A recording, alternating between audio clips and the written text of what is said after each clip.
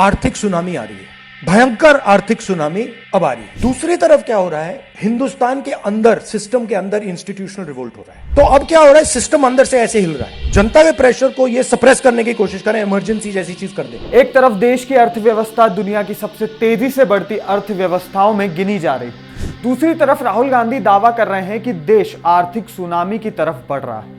इतना ही नहीं, उन्होंने कहा कि सिस्टम अंदर से बिखर रहा है और हालात ऐसे बन सकते हैं कि सरकार को इमरजेंसी जैसे कदम उठाने पड़े। कांग्रेस मुख्यालय इंदिरा भवन में आदिवासी कांग्रेस के कार्यक्रम को संबोधित करते हुए राहुल गांधी ने कहा कि देश के सामने बड़ा आर्थिक संकट खड़ा है और सत्ता के अंदर बैठे लोगों को इसका अंदाजा होने लगा है। राहुल गांधी ने दावा किया है कि देश की संस्थाओं के भीतर विद्रोह जैसी स्थिति बन रही है। उन्होंने कहा कि मुख्य चुनाव आयुक्त, खुफिया एजेंसियों और न्यायपालिका से जुड़े लोग उन्हें जानकारी दे रहे हैं। राहुल गांधी के मुताबिक जिस व्यवस्था को सरकार पूरी तरह अपने नियंत्रण में मानती थी, वही व्यवस्था अब अंदर से दरकने लगी है। राहुल गांधी का दावा है कि ऐसे समय आया है जब पिछले कुछ महीनों से वह लगातार देश की आर्थिक स्थिति को लेकर सवाल उठा रहे हैं। बजट पर प्रतिक्रिया देते हुए उन्होंने कहा कि सरकार बेरोजगारी, महंगाई और आम लोगों की आर्थिक परेशानियों जैसे असली मुद्दों से ध्यान हटा रही है।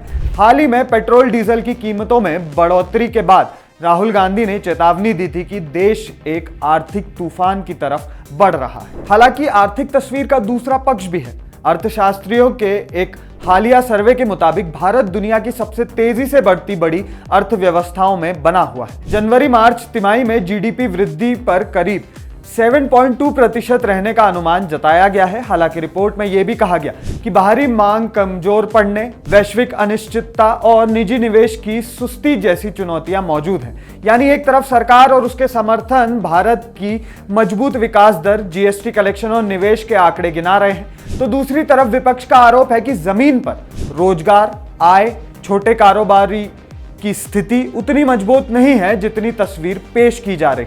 राहुल ने अपने भाषण में एक और बड़ा दावा किया। उन्होंने कहा कि जनता का दबाव इतना बढ़ सकता है कि सरकार उसे दबाने की कोशिश करे और इमरजेंसी जैसी हालात पैदा हो जाए। इतना ही नहीं, उन्होंने ये भी कहा कि उनका आकलन है कि अगले 1 साल के भीतर नरेंद्र मोदी प्रधानमंत्री नहीं रहेंगे। उन्होंने ये कहा कि या तो मोदी जी प्रधानमंत्री नहीं रहेंगे या फिर इमरजेंसी लगा देंगे। बीजेपी ने इन दावों को पूरी तरह खारिज कर दिया है। बीजेपी नेताओं ने राहुल गांधी पर डर और भ्रम फैलाने का आरोप लगाया है। पार्टी का कहना है कि भारत की अर्थव्यवस्था मजबूत है और इमरजेंसी की बात करने वालों को यह नहीं भूलना चाहिए कि देश में इमरजेंसी लगाने का इतिहास कांग्रेस का ही है। लेकिन राहुल गांधी के बयान का सबसे अहम हिस्सा सिर्फ राजनीतिक हमला नहीं है।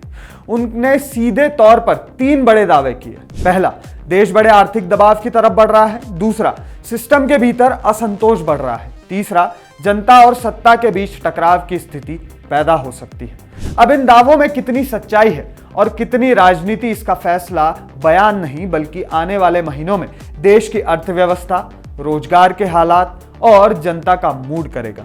लेकिन राहुल गांधी के इस बयान पर आपकी क्या राय है? कुछ लोग कह रहे हैं कि कोविड के टाइम पर भी राहुल गांधी ने ऐसे ही पहले ही चेतावनी दे दी थी, लेकिन किसी ने सुनी नहीं और फिर सबने देखा क्या हुआ। इस मामले पर आपकी राय आप हमारे साथ कमेंट बॉक्स में शेयर करना ना भूलें।